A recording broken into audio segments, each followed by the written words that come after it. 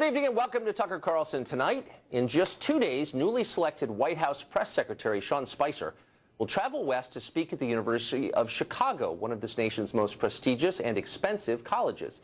He's coming at the invitation of longtime Obama aide David Axelrod. The topic, of course, is politics and the presidential campaign. But not everyone on campus believes Spicer should be allowed to talk in public. They argue that by inviting a Trump supporter to campus, the school is, quote, normalizing the incoming administration. Some students are threatening to shut down the event entirely. One of those joins us now. He is University of Chicago senior Jake Biddle. He's also an editor of a local weekly paper. Jake, thanks for coming on tonight. Thanks for having me, Tucker. I like your tie. So you wrote on Facebook that you wanted to shut this thing down, and you suggested projectile vomiting during the event, which I assume was a joke. But the idea was that this guy, Sean Spicer, should not be allowed to speak. And I read a lot of what you wrote about it, and one of your explanations was, well, he represents a press operation that is hostile to freedom of speech and to the freedom of the press. Therefore, he shouldn't be allowed to talk. There seems an irony in that. He's against freedom of speech, so you don't let him talk? How does that work? Sure. So what I was saying was not that he shouldn't be allowed to talk. Rather, what I was saying was that I, as a student, and yes, it was a joke when I said that I was going to projectile vomit on him, although I'm glad that I made it because now I get to explain what I meant to you. So what I meant was that I, as a student, and my peers should be allowed to respond to his presence on my campus in ways that aren't just civil or decorous and don't involve just sort of standing up after the event and asking him a question. Although I never said he should be disinvited, and I never said he shouldn't be allowed to talk. But in ways that involve force, I mean, it sounds like. I mean, so when you say we should be allowed to respond, how about the traditional path, which is to make a counter case? You disagree with what he stands for, which is, of course, fine. And you say, this is what I stand for, and may the best man win. You don't believe in that, it seems like. Sure. So Sean Spicer was hired and is paid to have certain opinions and to support certain policies about the press. He has power, a national platform. He's in the news every day, and he has access to policy-making power. If I stand up and ask him a question and say, Sean, have you ever considered that you might be a fascist? He can give me a smarmy answer. It lasts 20 seconds, and I don't get a follow-up. And then what do? I'm saying I would like to raise visibility and voice my frustrations with this person in ways that aren't sort of going to die after 20 seconds, and he gives me, you know, sort of a non-answer.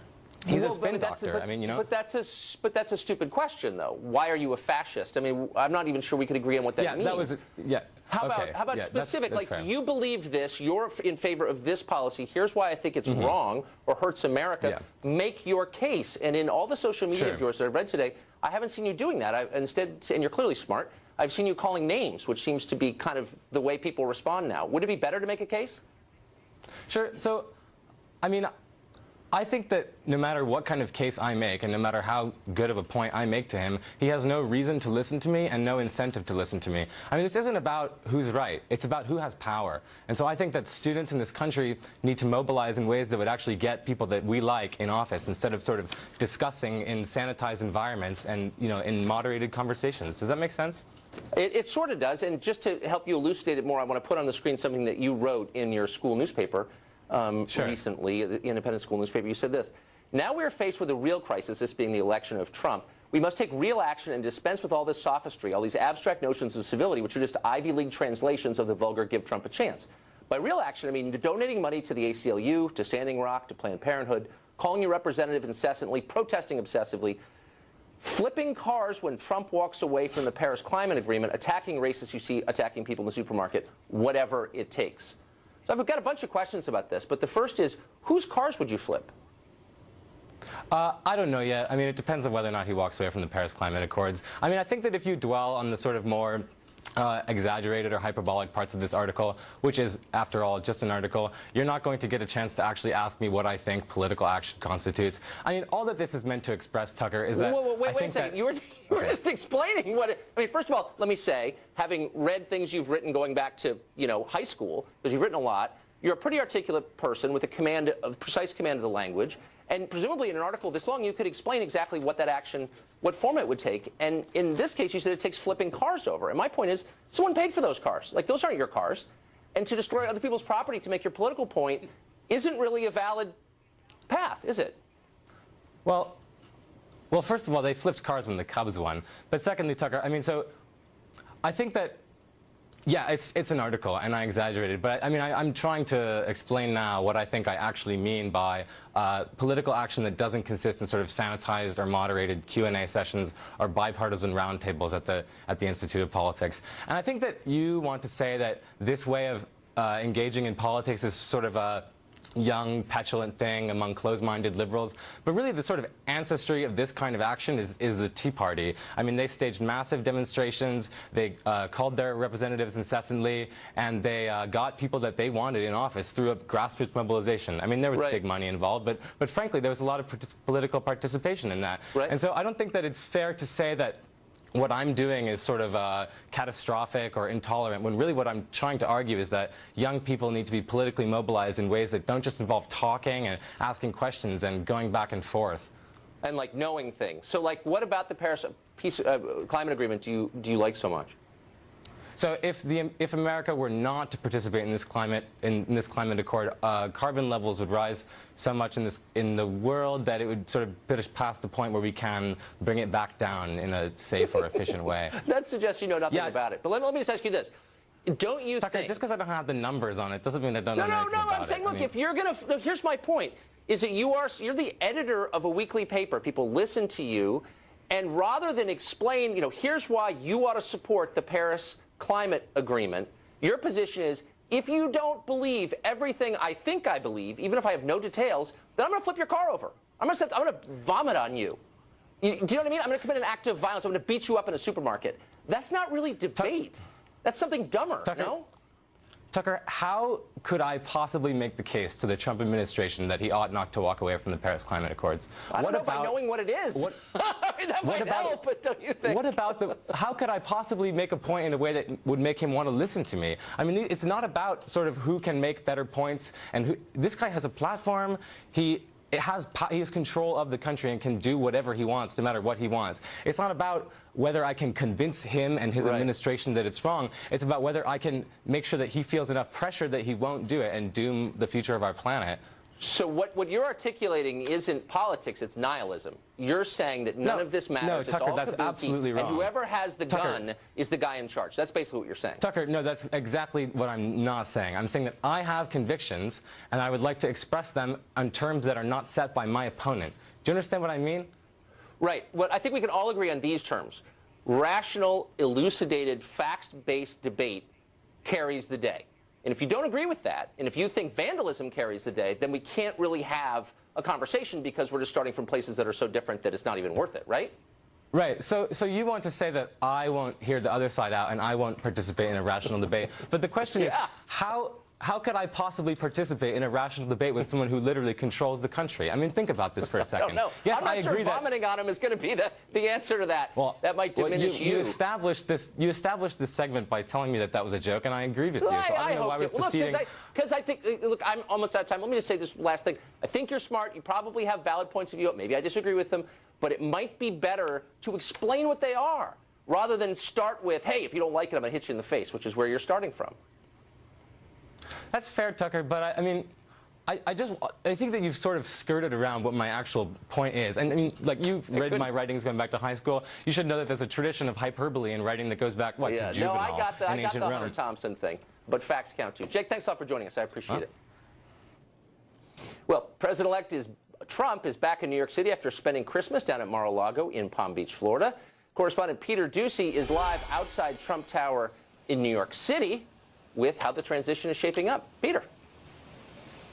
Tucker, most offices here in Midtown Manhattan were empty today because it's a federal holiday, but Mr. Trump's up on the 26th floor of his Manhattan skyscraper was not. He was working, and he was tweeting most recently, just a few minutes ago, this: China has been taking out massive amounts of money and wealth from the U.S. in totally one-sided trade, but won't help with North Korea. Nice. And that came just a few minutes after he tweeted about North Korea, too. He said, North Korea just stated that it is in the final stages of developing a nuclear weapon capable of reaching parts of the U.S. It won't happen.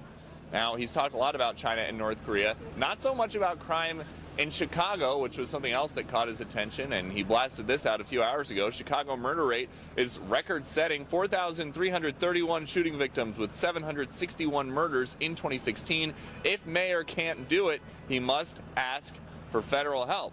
Now, something that we have heard the president-elect talk a lot about during the transition is his improbable come-from-behind victory, and he got on the board in 2017 with a pair of tweets about that, too. He said, various media outlets and pundits say that I thought I was going to lose the election. Wrong. It all came together in the last week, and I thought and felt I would win big, easily, over the fabled 270, 306. When they canceled fireworks, they knew, and so did I. Now, today the transition team was also explaining what the president-elect meant on New Year's Eve when he said that on Tuesday or Wednesday of this week, the world is going to be privy to information that he knows but we don't that make him skeptical of Russian government interference with the U.S. election process. Incoming Press Secretary Sean Spicer explained that the president-elect gets regular briefings from his national security team and others, and that is what's been informing his opinion to date. He is privy to information that nobody else is. But what I think what he is driving at is the fact that there doesn't seem to be conclusive evidence within the intelligence community. There are people who believe certain things, but what we're waiting for is this final report to whether or not it is actually conclusive or whether or not there's just general belief that that's the direction they think this thing is in. The highest profile visitor here to Trump Tower today was the Vice President-elect Mike Pence. He came and went less than an hour later. It does seem like things are quieting down for the night, but we expect the president-elect to have a full schedule here at Trump Tower tomorrow. Tucker? Oh, the great Peter Doocy. Stuck in New York, not Palm Beach, but it's good to see you anyway. Well, there's just 18 days left in President Obama's term, but he is not wasting a single one of them. He's doing whatever he can to protect his political legacy. You remember that, the one that was soundly rejected by voters in November. Here now to respond is David Goodfriend, an attorney and Democratic strategist who served in the long-ago Bill Clinton White House back when the Democratic Party was a very different place. David, it's good to see you. Thanks for having me on. Happy New Year, Tucker. Happy New Year to you. So I just have to ask you, I know this is not a probable scenario, but it's being batted around by the lunatics online today. And that is recess appointment of Merrick Garland to the Supreme Court. So tomorrow, Congress goes back into session, and the Speaker gavels it out at the end of the 114th. There's a 5-minute intercession between the two, the intercession recess it's called, and then he gavels in the 115th. The idea is that in that period, the president could make a recess appointment of Supreme Court justice. Will he do that? I don't think so. But I think it's an interesting theory. It suggests that would President Obama exercise every last ounce of executive authority that he has, including doing recess appointments. But I think, by and large, presidents have avoided doing that for Supreme Court justices for good reason. I mean, there is a congressional, a Senate process for reviewing and consenting on a nominee, and I think that's going to happen here. I will say that I think it was rather pugnacious of the Senate Republicans not to even hold hearings on the president's nominee, which is just part of our constitutional process. It was pugnacious. I think they should have had hearings and held a vote and voted against it. Yeah, maybe so. Maybe so. And yet voters, with that in mind, voted for the Republican anyway and elected him president. And I guess that's the point. So rather than pausing in the aftermath of this kind of amazing election outcome that nobody expected, least of all President Obama, and asking, what are voters trying to tell us? He's moving forward as if the last election ratified his policies and gave him another mandate. So he's done all these things, restricted leasing in the Arctic and Atlantic Oceans, dismantled this tracking system for Muslim visitors to our country, instituted sanctions against Russia, protected 1 million acres of land in the western states against the will of those states. Nobody voted for any of these things. Well, unfortunately, Tucker, the way our Constitution works is we have one president at a time. I know. And executive actions can be easily undone by an incoming president. It's not like you're passing a law that then has to be overturned or overcome by another Congress. I think what's going on here, frankly, we have in this country a system of laws for getting regulations in place. Right. Forgive me for going all law professor on here, but I think it's really important. We have something called the Administrative Procedures Act, which is how regulations are supposed to be formulated. You put something out for public comment. The public gets to comment. The agency then puts out a regulation. Lawsuits happen after that. Somebody says, well, you didn't give me enough notice. You didn't give me enough. And that's really what's going on. Well, I'm starting to get a law professor on you as a history major. But actually, the president doesn't pass laws, and neither do the courts. These are regulations. The Congress I said the does. regulations. You said laws correctly, because in fact they are laws. No, they these are laws. Implementation of laws. The executive where we are now, and you know it as well as I, is the executive branch is making the laws, and they're calling them legislation. They're ignoring Congress, which is another way of saying they're ignoring voters, and they're doing what they want. They're acting under statutory authority. They can't go beyond statutory authority. They can get sued for that, and they have, and they've won or lost. In this case, it's the president acting in his power as the executive to implement the laws. He can do it, and I can do a lot of things, but I choose not to because I restrain myself, because they're bad for me or the people around me. And shouldn't the president, in the interest of democracy, pull back a little bit, look at voters and say, what were you trying to say? Clearly you didn't love Obamacare. Clearly you didn't love my climate policy, because if you did, you would have elected my successor, Hillary Clinton. So if, under that logic, the Republicans should have held those hearings on Merrick Garland, the Supreme Court justice, they should have brought up for a vote, but they didn't. So why don't you give that message to Because Mitch I think that's a fair point. I mean, I think it's a fair point. Maybe they should have done that, but I'm talking about right now. But they didn't. I'm not here to defend them. And Barack Obama is saying, you know what? I'm still president. This is my authority under the law. Whatever I feel whatever like. under the law I am authorized to do. Okay, but look, the president's. What's wrong with it is it's increasing a trend that has been going on for the last 20 years where the country is becoming less democratic. Ordinary people have less control over what happens to them from government than they've ever had before, because more decisions are being made by fewer people, unelected people in the agencies, the courts. It's not good, and you know it's not good, and he's making it worse. I would say this, Tucker. The people who voted for Barack Obama in overwhelming numbers, got a president for 4 years. And they got a new president in Donald Trump for the next 4 years, who can just as easily, under his executive authority, undo whatever he wants. I know. And you're right. And you're absolutely right. We only have one president at a time. Now, I will say this. But we have a Congress that's supposed to be doing this. And basically what Obama's doing is by acting in an authoritarian way, he's guaranteeing that Trump will do the same. You are misstating the law, Tucker. Congress makes the laws, the president enforces them. These are regulations under statutory authority. If Congress wanted to undo them, Tucker, you know very well they could pass a law to undo them. They don't. And because they're cowards. Okay, but basically, that's true. No. We can agree on that. Let's agree on that. They're cowards. On that, David, thank you. Good to see you. You too.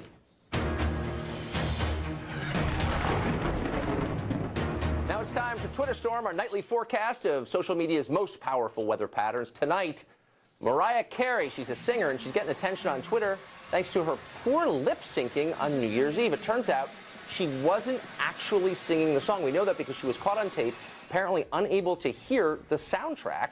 The whole embarrassing thing is everywhere. It was televised live on national TV. Twitter had a lot to say about it. Gino said this: the last death of 2016, Mariah Carey's career. Ouch. Tony Lindsay wrote, word is Russian intelligence hacked Mariah Carey's New Year's Eve performance, which is totally plausible, of course, that darn Putin. Jimmy Trina said this: even Milli Vanilli is embarrassed by Mariah Carey's debacle.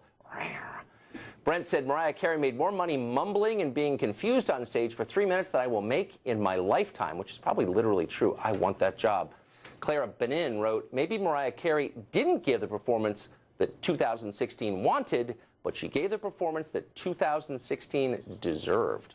Pithy as always. That's tonight's Twitter Storm. Up next, how will a relationship with Russia evolve, change, improve? Who knows what's going to happen under President Trump? Ambassador John Bolton's been thinking a lot about it. His ideas on that next. Also, where's evidence of a Russian hack? We all agree it happened, right? So where's the proof? That's coming up. So I bet a year ago you didn't think a whole lot about what Russia was up to, and all of a sudden it's on the front page of every paper every day. U.S.-Russia relations, now considered one of the most important issues in this country. Certainly, when Trump becomes president later this month, they will be center stage on his plate. Former U.S. Ambassador to the UN, Ambassador John Bolton, has been thinking an awful lot about this, our relationship with Moscow. He says it may change, it may have to change. He joins us now in studio. Ambassador, great to see you. Glad to be with you. So you're skeptical that these sanctions are enough, the ones that President Obama has just imposed on Russia. And your recommendation is, I think I'm quoting you correctly, we need to make the Russians feel pain. What would be the point of that? The point of that is to get to the place we want to be, where this kind of interference and hacking that the Chinese, and others have been engaged in isn't normal activity. And to do that, you need structures of deterrence that tell these foreign intelligence services or their militaries that if you try and do this, it's going to cause you more trouble than you're going to get benefit from it.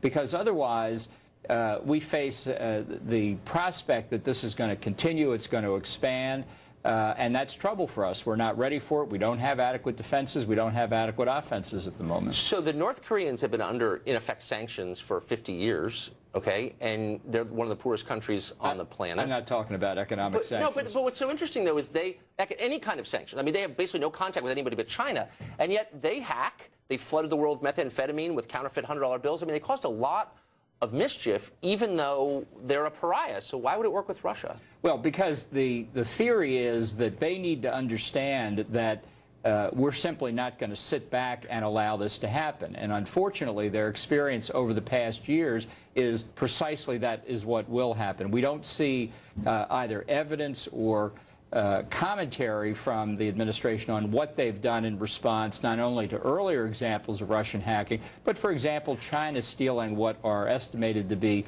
tens of millions of personnel records from the U.S. government. Indeed, what was leaked out of the administration was a long list of reasons why they can't make up their mind what to do. And I think when you fit what happens in cyberspace with the overall Obama worldview and foreign policy, it's an approach that very much limits the assertion of American interest and constantly ties us down in ways that others take advantage of. So I don't see cyber as being different from a range of other international threats that we faced inadequately for 8 years. But I mean, are we sure? I mean, we know that the Russians have hacked into all kinds of systems, including the White House computer system a couple of years ago. But are we absolutely positive that they were working to throw this election for Trump? Why would they do that? Trump has promised to make America more assertive, to rebuild our military. These are not goals the Russians share. Why would they want him to be president? I said during the election, I thought, if anything, if the Russians wanted either of the two candidates to be elected, they'd much rather have Hillary Clinton, because it's more likely that she would carry forward Obama's policies, which are much to their satisfaction. So this storyline makes no sense. Well, unless part of the effort is to diminish overall trust and confidence in American institutions on the part of the American people, which this debate we've had for the past 3 months here, I think, has gone a long way to doing. A lot of people think that Trump won because the Russians changed the vote, which there's no evidence of. I mean, isn't Paul Krugman doing that single-handedly without Putin's help? He would qualify as a useful idiot in the Leninist version of this. But I think it's very important here. Let's face it, neither you nor I nor anybody watching this program that doesn't have the appropriate classification access really knows what the facts are. That's why.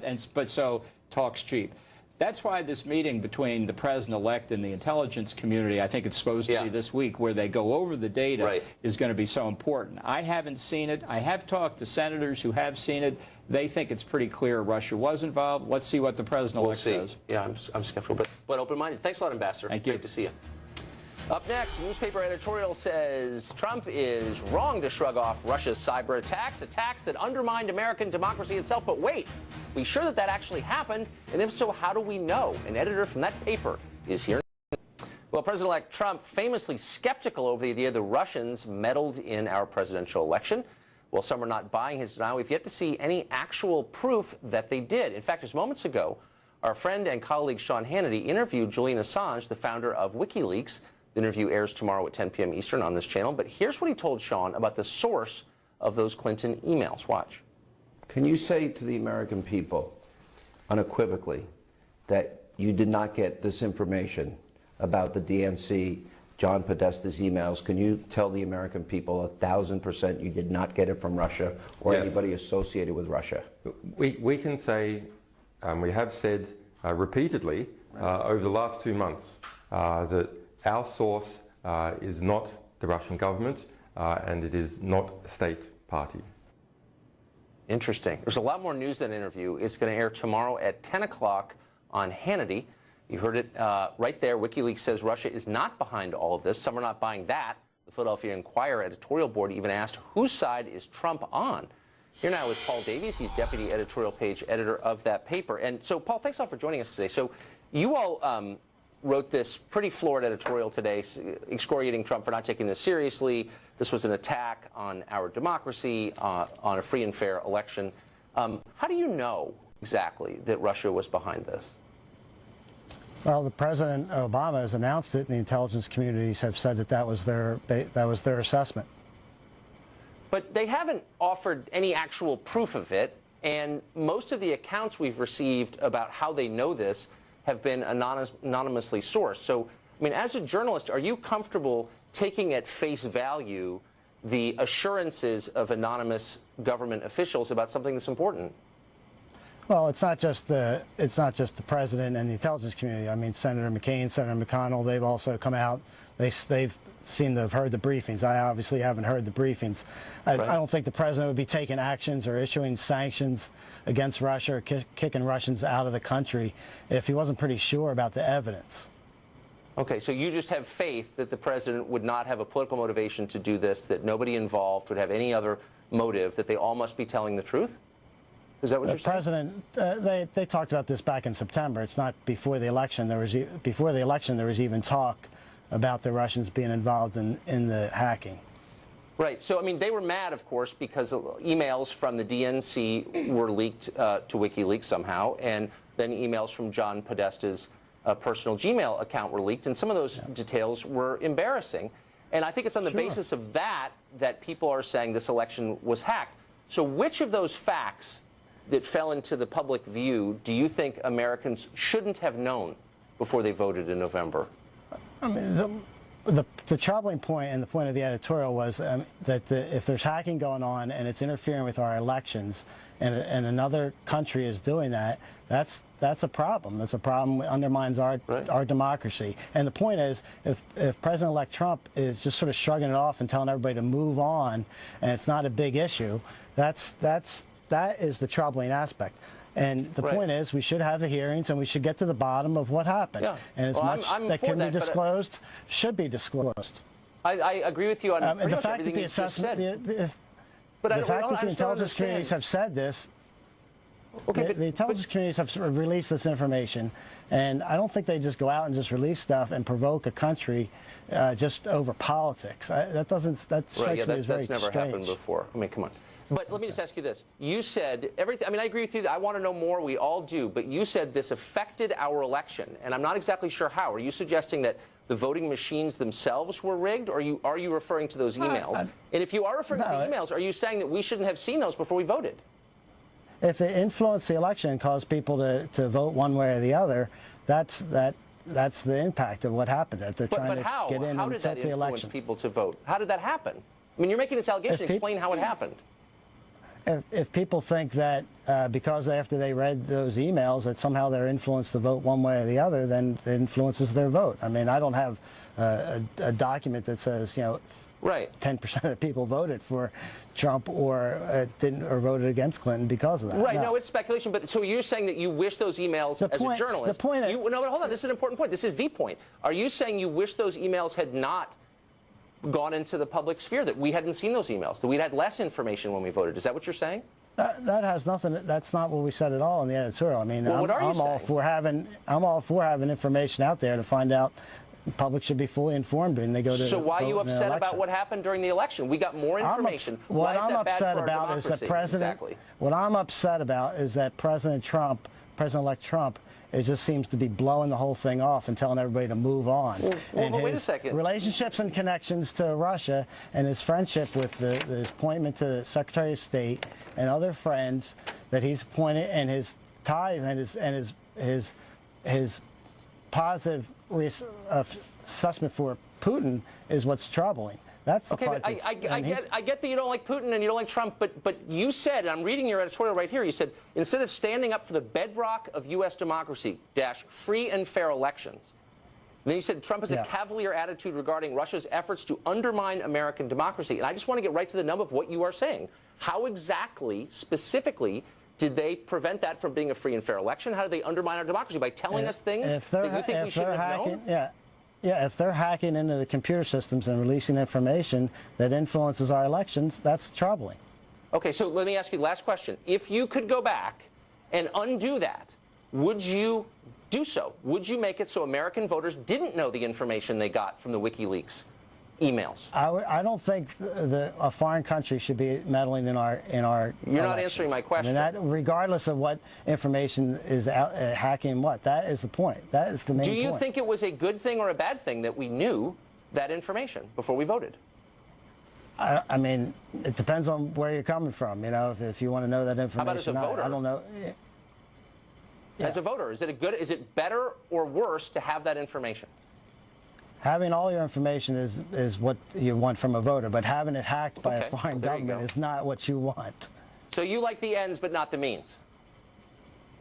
I don't want a foreign country hacking into any information in our elections, and the president-elect just blowing it off like it's not a big deal. All right. I'm still having trouble understanding your argument, but thank you for the game attempt. I appreciate it. Paul. Okay. See ya. Well, will we ever be able to see anything from the Russia investigation, or will it all remain classified? Fox News chief intelligence correspondent Catherine Herridge is here with the answer. Catherine, great to see you. Well, thank you, Tucker. So we had this report last week from Homeland Security and FBI, which was really kind of thin in terms of the data that included about Russia, but it did identify 2 computer viruses, sort of phishing schemes to get information. Now, that is not a direct link to Russia, but these are viruses, if you will, that are often used by the Russian intelligence services. Okay. My information is that there's a lot more intelligence beyond what was released last week. And the question for the intelligence community is how much of that will be declassified in order to make their case more publicly that there is this link, that it was directed by the Russian government. Now, to answer your first question in sort of a roundabout way, the president has asked for a more extensive report, and our expectation is that a version of that will be declassified sometime before the 20th. So what to watch for there is whether there really is evidence of intent and motivation by the hackers, because that's the kind of intelligence that requires a human source or what's called an electronic intercept, like picking up a phone call. So this is a very high threshold of information to have, number one. And number two, it would be highly unusual for the U.S. government to declassify that kind of information. And why would they do so in this case? If you wanted to make the case that there really is that solid link to the Russian government and that it was directed by those around Putin and Putin himself, you would have to have very high quality intelligence. Yes. And that's not always the intelligence that belongs to us. It can belong to our foreign partners, so it's not really ours to disclose. And the Russians play a game, and we've seen it in the past, where they may deny being responsible for something, and they do it in an effort to force our hand to release information to satisfy the American people or others, our allies in general, right?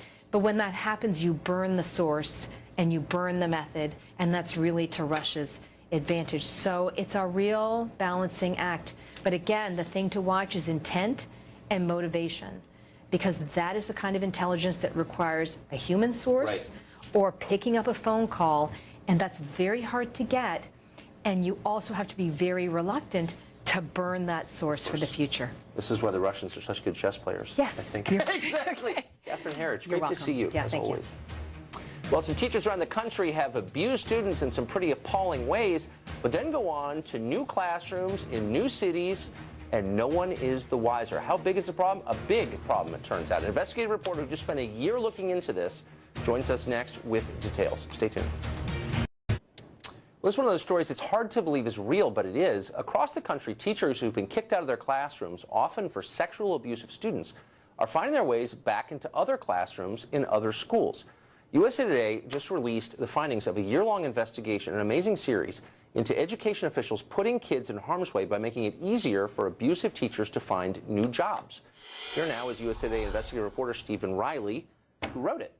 I have to say, rare a newspaper series just rivets the reader. This is an amazing series that you did. I just want to throw up a couple of examples that you found. The first is a high school football coach from Orangefield, Texas, called Kip McFarland. Tell us about him. Well, thanks for having me. The issue that we looked at is instances where teachers were disciplined for misconduct, lost their jobs in one school district. And what those school districts did often was secretly pass them along and kept the allegations of misconduct and what specifically happened secret, and allowed those teachers to move on to other public school systems or private school systems and obtain other jobs. And in this case of Kip McFarland in Texas, the football coach, the first school district investigated, found more than a half dozen instances where he made inappropriate comments to female high school students, and negotiated, in the correspondence we looked at, negotiated a graceful exit for this teacher from the school district. Here's the school district attorney, Karen Johnson, in 2005 to the superintendent, quote, "This incident does not have to end McFarland's career." Unfortunately, it didn't end his career. Exactly. And he went on to what? He went on to a neighboring school district where those statements that were inappropriate turned into physical conduct that was inappropriate. He's engaged in sexual misconduct with a student and is currently incarcerated. And that second school district had really no way of knowing what happened in the first school district because the misconduct wasn't reported to state authorities. But this, what I find so amazing, okay, that's one part. But you had a couple of instances where the new employer called the old school and asked specifically, is there anything I should know about this guy? And the teacher, the abuser, was given a clean review by the previous school that knew better. Why would they lie on behalf of abusers? In some cases that we looked at, they're all contractually obligated to give a neutral or positive recommendation to this teacher. It's the shorthand for it is passing the trash. The school district will sign a confidential settlement agreement to get rid of the teacher as expeditiously as possible.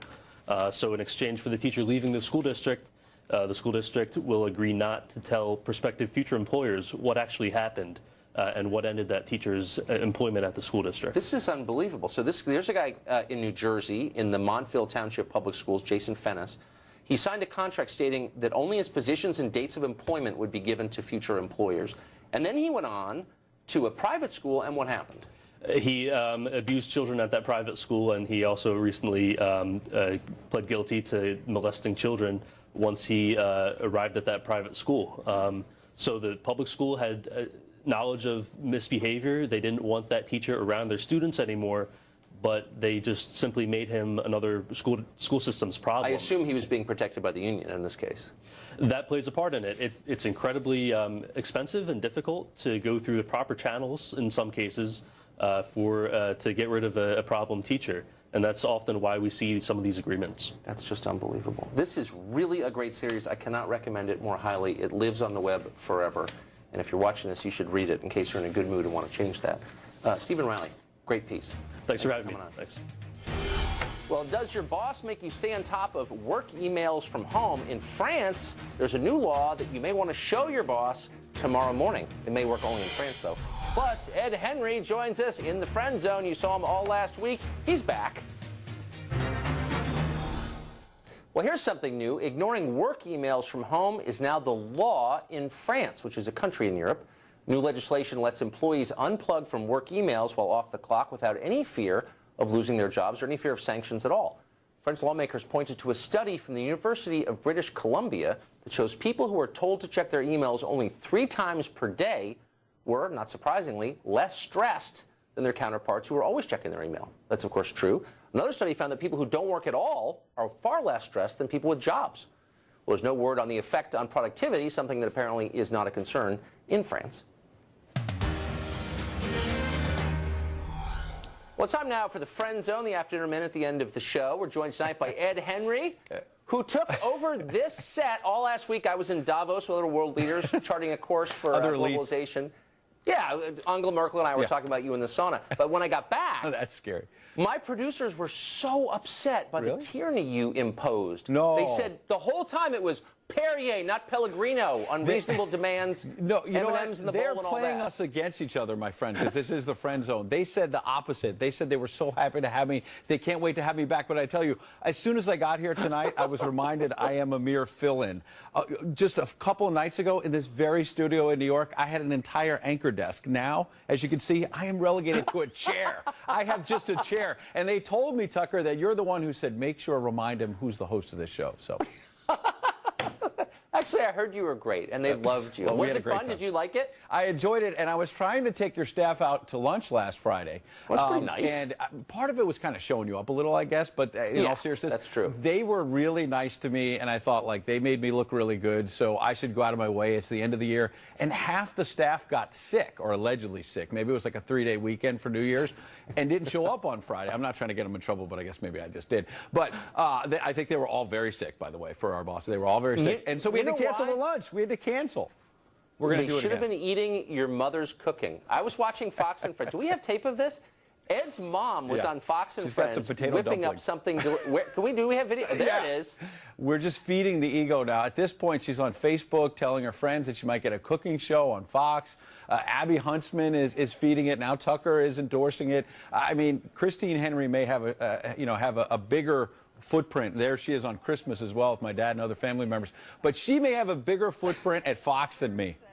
That's so Before impressive. Yeah. Is she? And there she is on Christmas too. Yeah. Weighing in. Is she a good cook? She's a great cook. You know what's funny is that for Christmas she made sausage and meatballs, this Italian feast, and she has not a drop of Italian blood in her. She is Irish and German and all these other great things, but she makes some of the greatest Italian food I've ever had. Yeah, well, a lot of us have appropriated the cooking of Italy. Really quickly, your book, which we talked about last time you were on, which I was mesmerized by. 42 When is it Faith. out? It's coming out April 4th at the beginning of the baseball season because it's about Jackie Robinson, and in April it will be the 70th anniversary of his first game. Here's the cool thing. When we talked about it on this very program about 2 weeks ago, it was #1 in baseball books on Amazon.com. Not to boast, but to say, I will tell you, this is the bottom line truth. All last week, the amount of tweets I got, your show in a month or so has gotten so much attention. People are responding. And for every time my head got a little big because somebody said you're doing a great job, I got 2 or 3 or 4 tweets saying, we miss Tucker, when's he coming back? People are responding to you. Hats off to you. Yeah, because that's that. I was tweeting under an assumed name from Davos. You were like, get Couldn't him help out of there. myself, Angela and I, and it's great That to see you. sauna sounds, I don't know. I don't even want to think about it.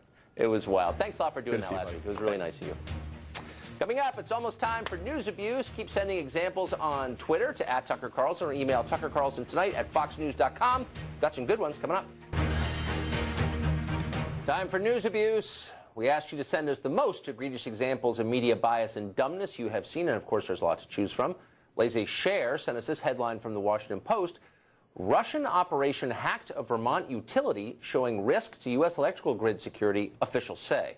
Of course, if you got to the article now, you'd see a huge correction on top. It turns out the whole thing was fake news, and not the only fake news in that highly fake newspaper. High Energy tweeted this headline from the Huffington Post: Donald Trump and his cabinet will trade on inside information as president.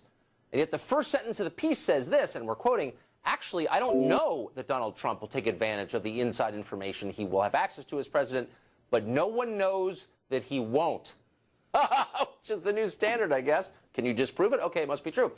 Eric Pimenta tweeted this: the most egregious example of dumbness goes to Mr. Don Lemon at CNN, a bit drunk and awkward on New Year's Eve. Let's go to the tape. Can we please not give him shots, by the way? And then everything's pre-sterilized, ready to go. Oh my gosh, I cannot believe I'm doing this. Wow. Hold on. Ow, ow. Oh, Ken, tell us close up on the Fleur de Lis because we're in New Orleans. I'm a bad person to date. I'm not selfish. I'll give you my last, but I'm very self-centered. Yeah. I'm not going to be as self-centered. That's right. Don Lemon got drunk on tequila and got his ears pierced live on CNN. It's hard not to kind of like Don Lemon. I'll admit it. I like Don Lemon. He's so florid. Well, tomorrow night, mean tweets are back. Send your cruelest at Tucker Carlson or email us at tuckercarlsontonight@foxnews.com. That's it for us tonight. Tune in every night for the show that's a sworn enemy of lying, pomposity, smugness, and